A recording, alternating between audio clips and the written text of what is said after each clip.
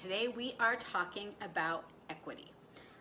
Before we start this lecture, make sure you pull out your skeletal notes, which have been attached into Canvas.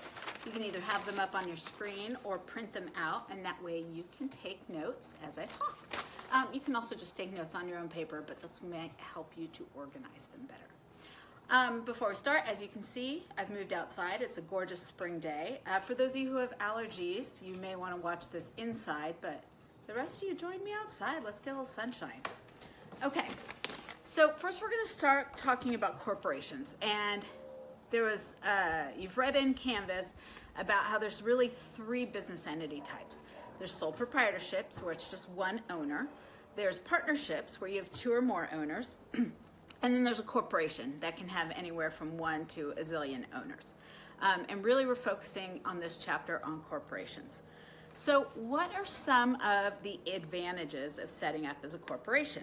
Okay, so the first is a corporation is a separate legal entity, which is an advantage because it has a limited liability. So that means that, it's limited liability for the owners. So that means that if the corporation gets sued, as an owner, as a shareholder, the most amount of money I can lose is whatever I paid for my ownership. So if the company goes bankrupt, then my investment is worth nothing. But whoever is suing the corporation, they can't come after me personally, okay? They can only sue the corporation. And so that's different than if I was a sole proprietorship, or if I was a partnership. Someone suing my business could actually sue me personally, and they can get my house or my cars or whatever. Okay, so that's a real advantage of corporations, and really it's the reason why a lot of people, small businesses, if they incorporate, one of the main reasons is for that limited liability. Okay, transferable ownership rights. So transferable ownership rights basically means if I own shares in a company, I can sell them, I can give them away, I can bequeath them to my heirs.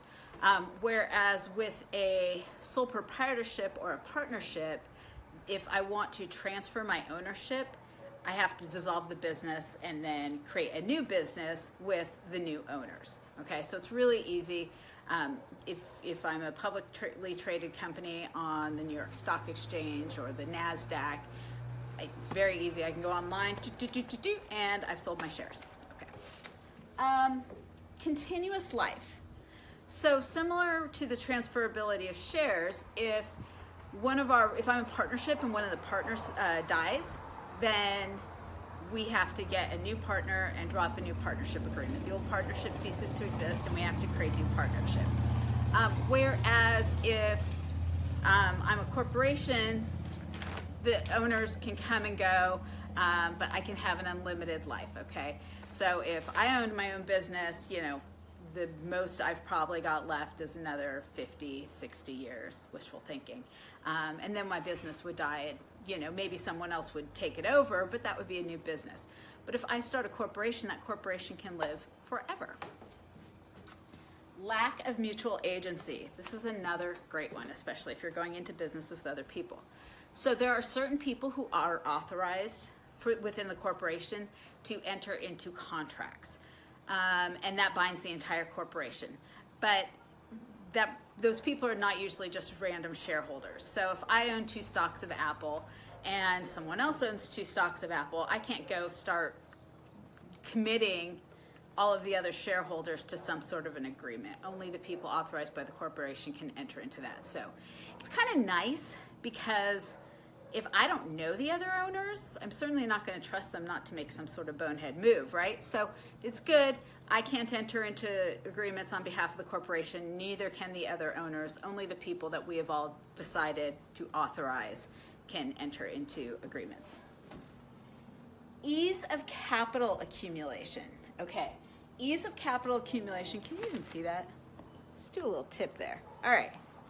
Ease of capital accumulation means that when I'm a corporation and I have shares, it's very easy for me to sell them, right? I have a certain number of authorized shares. I can issue them to raise money. Whereas if I'm a partnership and I want to raise capital, then I have to admit a new partner or get all of the partners to contribute more. Same thing with the sole proprietorship. Really, the only way I can raise capital is if I donate more myself. But if I'm a corporation, I need to raise more money and the existing shareholders don't want to pony up, I go, that's okay, I'll just go issue more shares. Okay.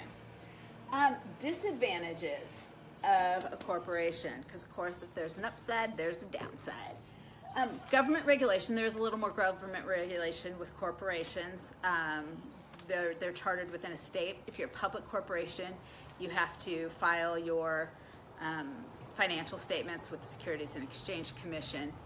But here's the big one. I'm going to put a little star by it, or an asterisk, I guess it's called. Double taxation. So corporations are taxed because they are their own legal entity. And then the way they distribute cash to their shareholders is through a dividend. And that dividend is taxable to the shareholders. So basically, if I'm an owner, I'm paying twice the tax. The corporation's paying tax once, and I'm paying a separate tax on my dividend.